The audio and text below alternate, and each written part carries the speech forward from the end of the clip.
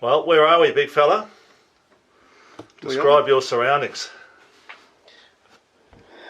Where are we? We're in the dog cave of technology and innovation. We've had the coffee, fully primed, and we've got over the last, what have you been doing for a month?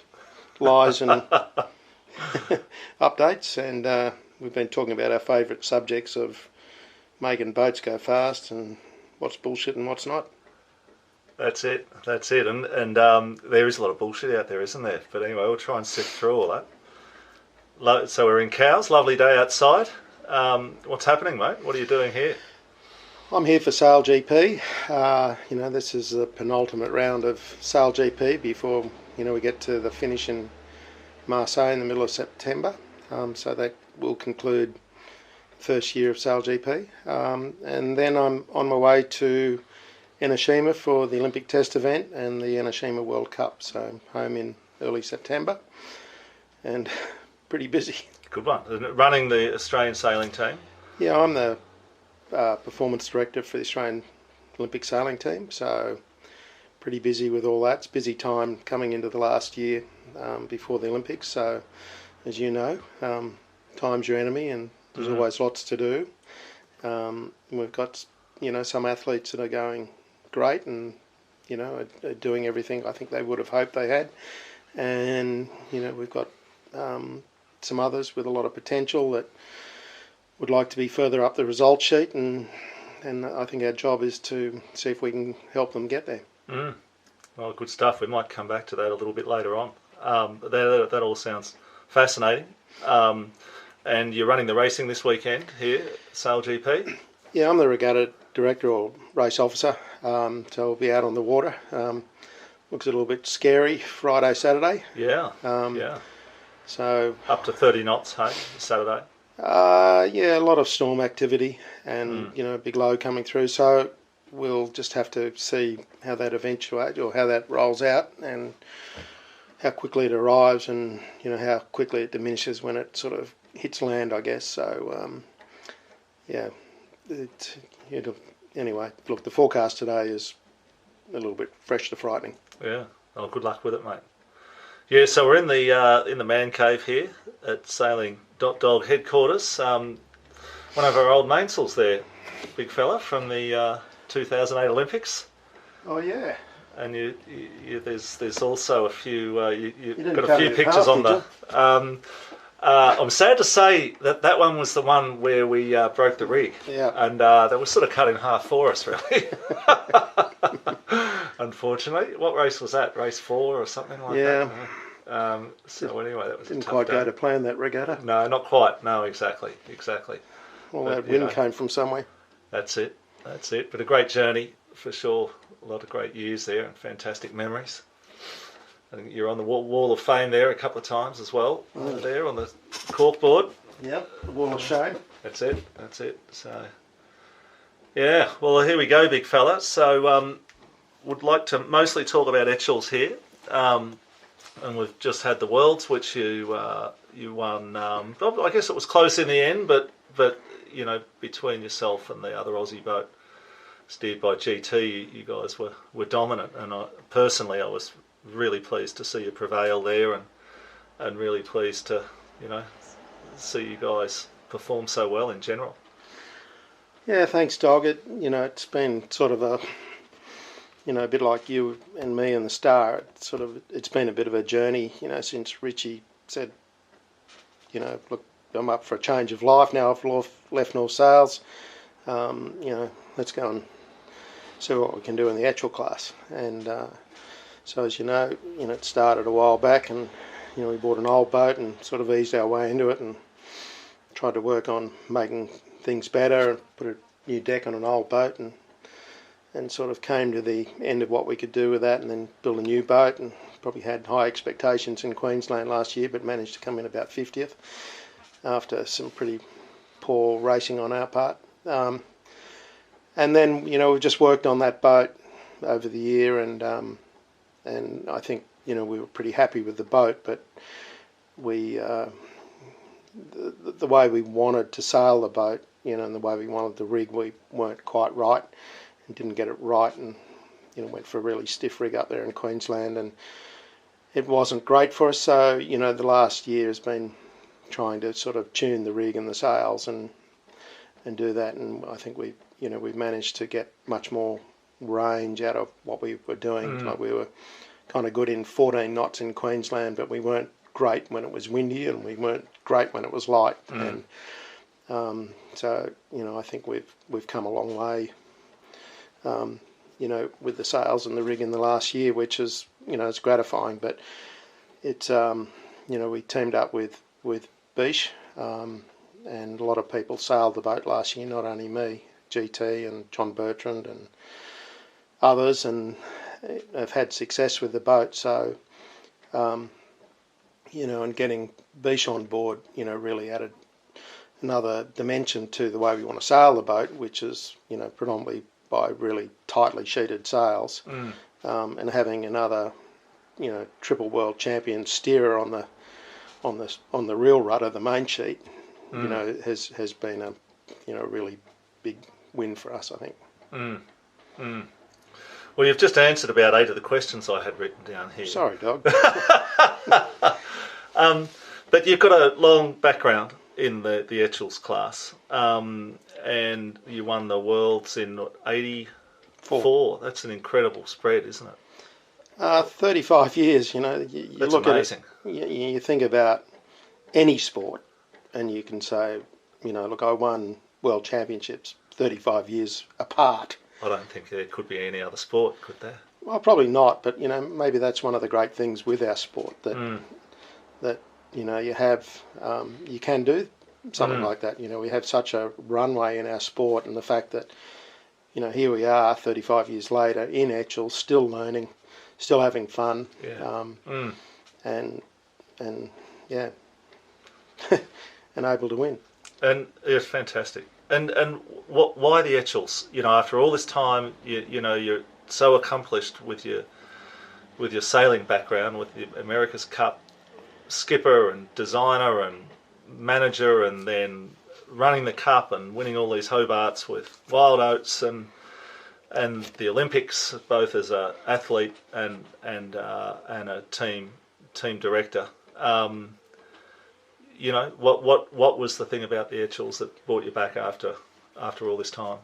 Well, I guess I've phased in and out of the Etchells a long time. We had an Etchell, as in the Star campaign, and we had some success with Georgie Gazebo, and won the state championships with Geetsy, and so I've always enjoyed sailing Etchells. And I guess Sydney Harbour, if you want to sail on the weekend, and that's my sailing time now, is there's really only one class that was within my reach, and where there's a strong tactical fleet, and I want to go and race, and so we're very lucky at Royal Sydney Yacht Squadron. They run the mini regattas, and we typically get 25 sort of plus boats, so we get a great day of sailing, and it's there, it's simple, and I guess Richie reaching out to me, and it just made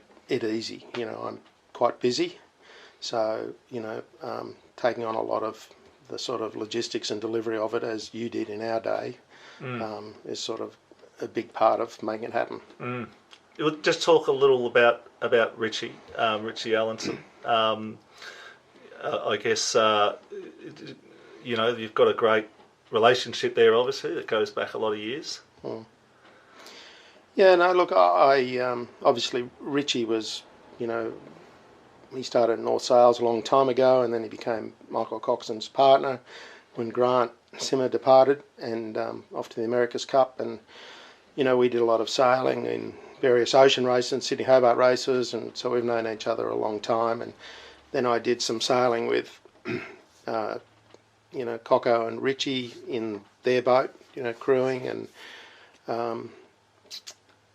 so we've formed a very nice relationship, not dissimilar to what we had going, Dog. So it's just been, it's been fun. He's been very keen to sort of follow the sort of innovative ideas and make them happen. And I guess that's sort of one of the things that I bring to the table is sort of, a different way to skin the cat. And it, it's just evolved over the last 3 years into being, just fun and interesting, and to the fact that I think what we're doing and the way we sail the boat is sort of typified by the fact that Colin has come back to sailing to join us because I think he's like-minded as well. He's I personally I've got so much respect for Colin. As I say, he was a competitor for you and I, against you and I. And he's a fantastic competitor, obviously superbly talented. He's been out of the game for a little while. Did he step straight back in or required a little bit of time to gel as a team? No, look, it's, he was just pulling on comfortable old shoes, really. He doesn't wear shoes, though. Yeah. Look, I think, anyone with the Beashel surname, was born in a boat, and I think they're comfortable and familiar, at all times. Yeah, I can imagine you had a wonderful environment on board. That's fantastic. So, big fella, just moving into a little more technical matters now, and just a little further to what you mentioned before about the journey over the last couple of years. And then I guess this part of it will be really relevant for any Etchells sailors listening. So the choice of the boat, I guess since the dominant display from yourselves and your training partner, and I guess you probably should say that you guys it was a 2-boat arrangement, which I'm sure helped a lot. Well, we've in the sailed, result. Really since we've come back. GT and us have partnered up, and we sailed together in San Francisco, where he came second in the Heritage boat. And likewise in Brisbane, we shared coach boats. We eat together. It's been a team, and so the development, and then GT and James Mayo wanting to get into similar equipment to ours, sort of followed with that, and the boat was it was a last minute request of theirs to get it, and the boat really got to Corpus Christi only just finished. Yep. So it was, as with these boats, they're easy to make, but they're hard to finish, and getting all those details and then getting to Corpus Christi and sort of realising your bilge pumps aren't good enough, and this isn't quite right, and that's not strong enough. It sort of adds to the work list and of fine-tuning not only a new boat but our existing boat as well. So having GT there with James, who've been really stable, adding in Slingsby, who's adds another dimension of professionalism and experience and sort of tactical nous to it, really has been, I think, a great blend of skills of Etchell experience, racing ideas, downwind sailing in particular, that has sort of changed a lot of what we do, and sort of we've helped them, I think, a lot in what we do, to sail the boat upwind. Has really been quite a change from what they have done in the past. Well, I'd like to get to that. So yeah, that's great. And so, I guess the actual boat, since the Worlds, there's been a lot of chatter about how can these two guys come out and one in a brand new boat and basically win pretty much every race bar two perhaps. Can I just ask you about the actual shell, the boat? I guess historically the Ontarios were going with a boat of choice, and then over the last few years the heritage boats had been successful and had probably innovated, and yourself and Richie in the Aussie hull have just taken it to another level. Can you just tell us where you see the three builders at the moment? Well, I think they're all quite similar in a way. I think, when we approached building a boat in Australia, the first thing we did was take the builder down to look at the heritage boats and say, we want a boat built like this. And, and that was things like floorboards and consoles and, raised mast steps and, and mast gate on centre and cuddy the same width side to side.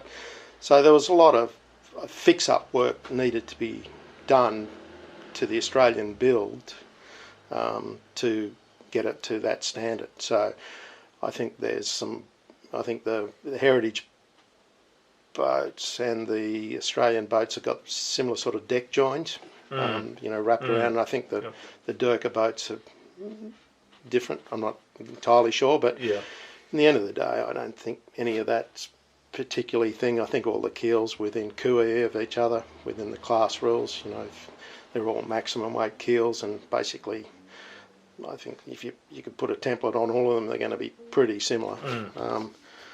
So, and the hull shapes have all been scanned. They've been on the web page for 10 years maybe, I don't know. So I'm not too sure there's actually much in all of that. The weights of the boats, one of the big things with the Aussie boat was to try to get it down towards minimum weight with a heavy keel, and that's, haven't quite got there yet, but and that's really sort of entailed, an entirely different fit out that's devoid of nuts and bolts and little stick-on things, simplified systems. So I think, and all of that has happened in a way that the systems on the boat are either minimised or more efficient than they have been. So the boat has everything to hand and is easy to sail and trim, which is a critical part in, the way we want to sail the boats going upwind. So essentially, we were close to, ordering a H boat. We had a number of discussions with H, and then, just wanting to build, a boat in Australia was, we went to Phil and the association and said, look, we're kind of proud Australians. We'd like to build a boat here, but we've sort of got to get with it, So everyone agreed to do that, and that's what happened. 1461 was built as a sort of a new model out of that mould, and the boats have been good. Yeah, fantastic. And impressive too, for sure. Had a close look in Texas and was very impressed. And so, can you talk us through a little of your keel versus, say, could you compare it to a Heritage or an Ontario keel? Look, I don't know anything about an Ontario keel, but I can, I've had the templates on a Heritage keel and bits and pieces, and look, they're all but identical. Yep. If they're half a millimetre difference, I'd be surprised. Eventually they're all minimum cord length, they're all minimum thickness, they're all 965 kilos. Yep. And I think the Heritage ones had a flared out trailing edge to get a little bit of a hook in the back edge. Some of them have that, some of them don't seem to. Ours are just more straight down the middle. Essentially the trimming of the keel to the class moulded shape, which was done to the section that was done back in the Murray Burns Devell. We did the section for it. Oh right, yeah, yeah. Like the keels are basically cast, I think 5 kilos overweight. So there's 5 kilos of metal comes off. It's not much. No, yeah, yep. So it's a pretty standard. Essentially it's a 64B knacker section. It's nothing trick. It can't be. It doesn't fit in the rules. Yeah. Tolerances are very fine, like you say. Oh, nice one. So you've spoken a little about the deck layout and the attention to detail on weight. I see you had the pump placed in the is it in the console or under the back seat? Look, we came to Corpus Christi with the secondary manual pump under the floorboard, Mm-hmm. and and that was a single chamber Yep. thing. But anticipating that hadn't been great in the pre-worlds in Brisbane, I'd bought the old style double action Yeah. Yes. pump, which I had modified quite a lot by lightening it and changing the handle configuration. It was mounted under the back seat. Mm. So we moved from the single chamber under the Yep. starboard floorboard to under the back seat. Yep. And that sort of added, I don't know, half a kilo of weight to the boat, but Yeah. it was Yep. just And you're happy to have it further back. ideally it wouldn't be further back, but we exit our water behind the helmsman and we drain to the leeward side, and I think that was quite a good thing for us because it makes the pumping efficient. Our head height to lower the water out of the bilge is not much, to the leeward gunwale. It's probably half a metre, whereas, I think the Heritage boats coming out the starboard side, is probably 3 times the head height and then coming back onto the deck. So I think our decision to, have the dual exits and go to the lower one after the helmsman was a good solution for, efficiently getting rid of the water. Yep. And having the pump in the line on the way there is no real big deal. It's just, there's a kilo of weight in the pump, and whether it's forward or back, ideally it'd be forward, but Yeah. Yep. and just, we compensate. Ideally maybe I have to lose another kilo as well. So onto the rig, big fella, and the rig, had moved forward quite a lot, really, in the, between Brisbane and It's the a whole Texas Worlds. Yeah, look, the rig, we came back from Brisbane and we sort of went down a road of Brisbane's going to be windy, we want to pull on the backstay a lot, and I think we didn't really understand what we were doing and put the maximum size sleeve in, and and really were never happy with that rig. It was heavy. We thought it had a flat spot, the way it bent. Yes, given where the position of the sleeve and how long the sleeve was. Yeah. And so, we really struggled downrange with it, and we struggled uprange, to be honest, too. So we came back to Sydney and we did a lot of sailing, pulled up a lot of sails, looked at different luff curves, and decided, we liked the standard PC FM mainsail. And so we tried that, and then I think at a similar time that you started talking to Whalespar as well, we went down a track of, how do we make the rig light, how do we get down to the minimum tip weight, and what are the important things for us. So, we ended up with a mast with no sleeve, and the new bolt-in thing and reduced welding and pin sizes and weight, and we just everywhere we could we drilled hole in pins and made it as light as we could, and the end result was that the mast was very uniform. Look, it was the best mast we've ever seen in a boat, and so it was very consistent side to side. We could pretty much do whatever we want, and in the end of the day, we never moved the spreaders, we never moved the mast base, we never changed the rate. Yeah, right. Didn't change the mast butt. No. Yeah, from the windy stuff pre-worlds, really. Yeah. We moved the shroud positions, which is similar to doing the other stuff, and that's all we do. Well, and we changed the tensions, of course. Yeah. So just can you just run us through the shroud positions on the chain plate? So that's something that Etchells use holes 2 and 4 for the last 40 years. Look, we've never used 2 and 4. We've used 1 and 5 for the last 3 years. So we've been pretty consistent with that. But lately, as part of this progression, we've, and watching what you've been doing with the adjustable spreaders and understanding the luff curves and bits and pieces, it's sort of like, well, we actually have some tolerance here by moving the lowers aft to do that. And of course, that proves to be difficult in rate forward. if you move on the downwind too far aft. Yeah. But it is, it does make a difference to, your forestay tension, and it does make a difference to your lower mast bend, which is the equivalent of moving the mast step. So we sort of try to do similar things, but in a different way. Yeah, and what's the reason for going forward with the upper shrouds? Well,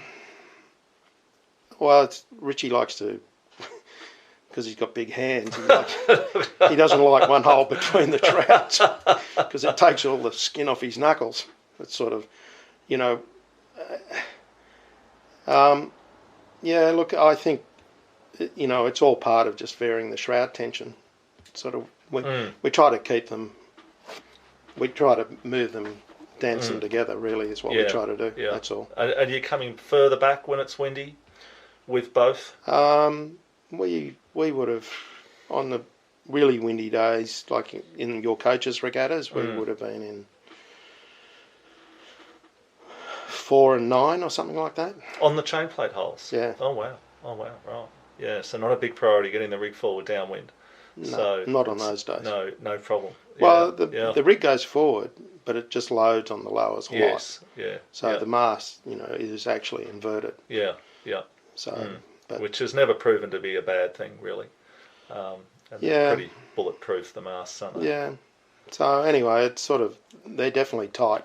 But I haven't really seen that to be a difficulty downwind. Yes. Yeah. Oh, interesting. Very interesting. Yeah. And I know that you had a different setup with your headstay adjustability. Was that about weight? Two things: weight and windage. To have that big stainless steel bronze thing right in the middle of my eyesight annoyed me from the first day. Well, don't talk down too much. I sell those things. Well, to me, it was weight in the wrong place. It was a visual irritation. And there was a one-piece headstay all so the it's way. a custom-built turnbuckle that has basically a tube attached to the thing, and then a nice little plastic thing that you just poke it down the hole and turn it.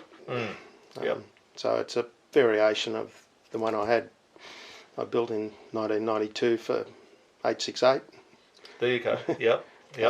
So it's just it's just what came standard in the boats was a big sort of open-ended bronze turnbuckle thing that people hated going down the front hatch and changing, so they came up with that other gadget, and I sort of looked at it and went, I can do better than that.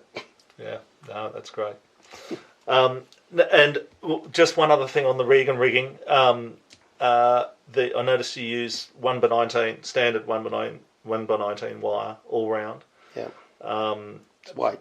Just weight, and versus the performance of the sort of the other option, which is the die form. Well, I just looked at it and said, my priority here is weight, and to have die form, which is 20% heavier because it's 20% stiffer because it's got 20% more metal in it, is not where my priority is. If I want tighter shrouds, I'll just wind the turnbuckles more. Yeah. Okay. Good one.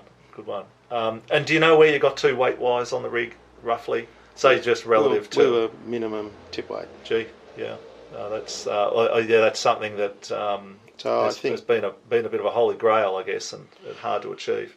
Yeah, I'm not quite sure of the other measurement. I don't think anyone can achieve the other measurements, but the minimum tip weight, and it's a little bit of a false thing because it depends how much heavy stuff you got down the bottom. But I think we knocked close to 3 kilos off the tip weight. Oh, impressive. Yeah. So, and you look at it, and it's probably the equivalent of 15 kilos in the keel. Yeah. Yeah. When you say it like that, that's massive, and the inertia it sets up, and it's the whole thing, really. Forth. Yeah. And so mainsails, PCFM. Yeah, stock standard. And you just run us through your jibs. So we built custom jibs and mainsails the way we want to sail, which is tight sheeted inboard substantially on the jib barber haulers.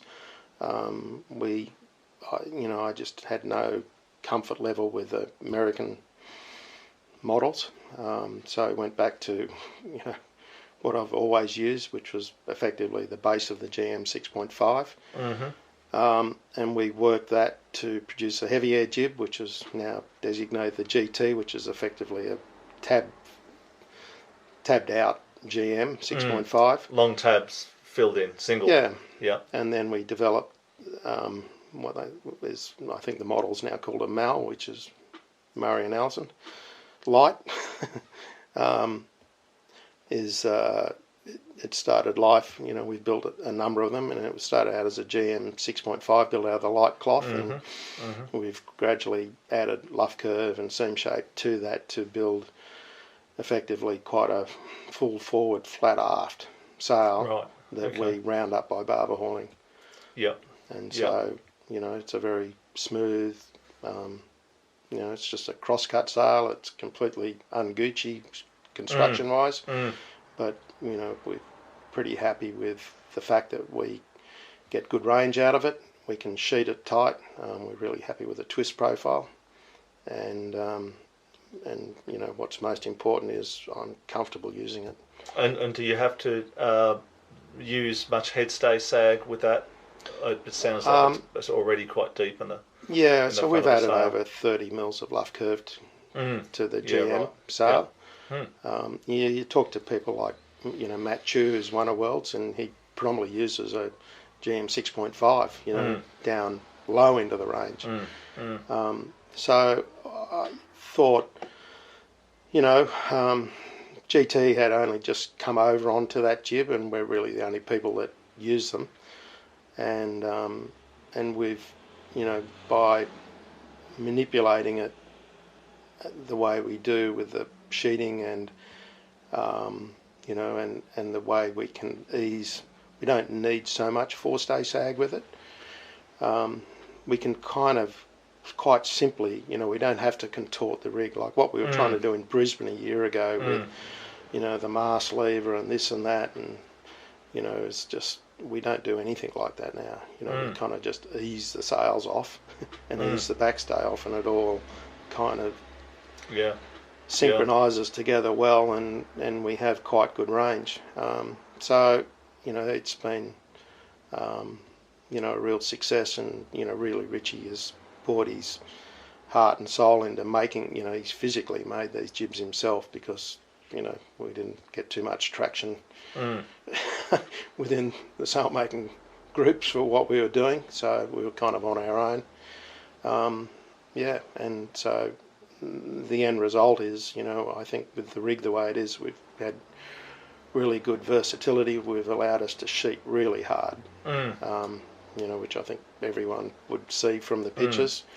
And having GTs, who was typically not a hard sheeter, he used to like the boat pretty easy in the rig, to change has been quite a change, and it, and this is having the tight sheeted rig is where it's really critical to have someone like Colin on the main sheet and Richie on the jib too, because we're always teetering on getting the balance of the boat right. The boat can get cranky, particularly in a choppy place like Texas, and so having those guys there to sort of keep the just the weather helm just right, not going to lee helm, not going to cranky too much weather helm chopping is, it's a key part to it. Yeah, well, and I guess this all takes time. It takes time, huge amount of time and thought, and to develop the sail, but also the technique. Yeah, it's all of that, and it's getting used to it,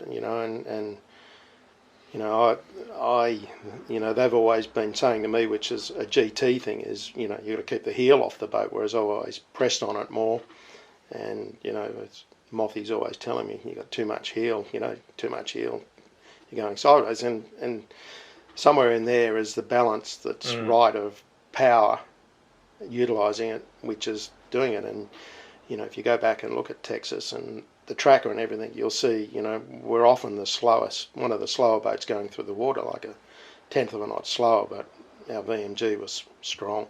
And what are you looking for in the helm? Not much. Not much. No. And you'd be deriving a bit of helm from the heel, I guess. Yeah. So the boat's pretty well balanced. You gotta work at keeping the balance. You know, like if the helm gets too gripey, you know, you're a little bit slow. If you get lee helm, you're really slow. Yeah, and I guess with the in-haul of the jib, that you're asking that to be a critical part of the balance, I guess, with that tight main sheet. Yeah. Yeah, and so when on the windy days, it's easy to get lee helm. And so getting, you know, like if I get a call from Richie that we're going slow or we're losing, you know, he knows the comeback's going to be he's the jib. Yeah. Oh, that's great. It's great to hear. Just sort of, thanks for all your time. Just rounding it out a little, technique.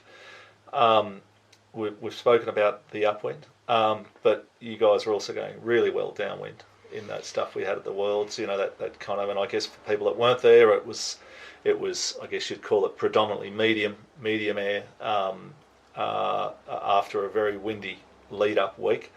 Predominantly medium air. What were the critical things downwind, do you think? So for us, we bought new design spinnakers. Essentially the same mould shape, but we changed the panel layout quite a lot to make the head more stable, and we didn't bring a VMG spinnaker. We had two full-size spinnakers made out of different cloths. So we had a red one and a blue one. Blue one was used in the latter part of the regatta when it was lighter. So having those spinnakers stable in the head was, I think, a really nice piece that allowed the sheeting to be a little bit more open and a little bit more workable. Added to that, the short runs and waves and being able to manipulate the boat, I think was a critical part. And critical part to that is the stability of the spinnaker, but also, the crew weight, movement, and working of the boat so that you're not leaning on the rudder. It's all about keeping the rudder keeping the drag off the boat. And the guys were really, really good at that. The part that I think has developed is generally sailing hotter than we have. There's times when you can sail low and deep, if you can run on waves, but generally if that's not there, like in the latter part of the regatta, to keep sailing a little bit heated up from where we were is I think a better VMG than traditionally the sort of pull it away and get in the train. Keep it down there. Yeah. So, the interesting thing for us is, if we were in the train, we were just another boat. If we could get out of the train, we became alive. Yeah. Oh, that's big. Yeah, and I saw a couple of pictures of both yourself and GT with the weight well forward, or say Beashel up by the head stay. Was that a dynamic thing for you guys, or what was that all about? Well, that was in the lighter race. I think the boat has the keel maximum aft, so I'm not sure everyone else is doing that. I think Dirk is maybe 10 mils forward or something. So we probably are trimmed a little bit down in the stern, and got a fat bloke like me in the back. Needs some compensation. Yeah. So we are trying to reduce wetted surface, which is get the bow down trim, and work on that when we can. Other times if you're surfing and planing it, it's beneficial to be the other way. So you've got to try to do the best you can when you can. So yeah, look. Good one. And just finally, just with regard to the campaign, what sort of time input did you guys invest, say, in the last 3 or 4 months, before Corpus Christi? Look, for Richie has invested an enormous amount of time, and I couldn't sail in the Victorian Championships and New South Wales Championships or too much of the club race because, I'm just not around. But, the development of the boat and sales and stuff has been going on through all of that. In my time was largely, we sailed the Nationals, which was obviously a bit of a turning point for us, and then it flowed on from there. But really getting the sort of the mechanics and the equipment of the boat has been a big part of my time. I like to work in my own man cave as well, as you know. Yes. No. Well, I don't think there's anyone that could be more familiar with that than myself, big fella. We're kind of soulmates in that way, I think. And I'm sure that the success in the Worlds was as much to the innovation as to clearly the execution. Obviously, very, very important, the execution and dealing with the psychology and actually performing when you needed to perform. But I'm sure you derive a hell of a lot of satisfaction out of all of the ideas working out well. Yeah, look, really since the Worlds, we came away, the Worlds in Brisbane, we came home with our tail between our legs. We were really disappointed, and so I think, as Rubsy would say, have a good look in the mirror, and we did that, and I think sort of mapped out a plan to come to Texas, which wasn't going to be easy for me with the SailGP commitments in New York. So we worked hard to make sure that the boat was ready to race when it got there, and then we were very fortunate to do your coaches races, and they were good for us. But yeah, look, there's been no sort of let up on making that boat go well since Brisbane last year. Yeah, no, fantastic. All right, mate. Well, I'm sure you're busy this week, the SailGP, and what else? I guess you're going to lead up. You're going to do the Nationals in Melbourne for the Etchells. Is that the I think we're next thing on the horizon? Yeah, there's Nationals, there's Victorian States, New South Wales States, Nationals. Got to build a new boat. Yep. So there's a bit to do. Oh, good stuff, mate. But, all right. Pretty much more of the same, really. Well, thanks for sharing all that with us today, and it remains a great part of the Etchells class. I think that the successful people do give back and like to sort of spread the knowledge, and you carry so much of that around in your head. So appreciate that. You're welcome. Good on you, mate.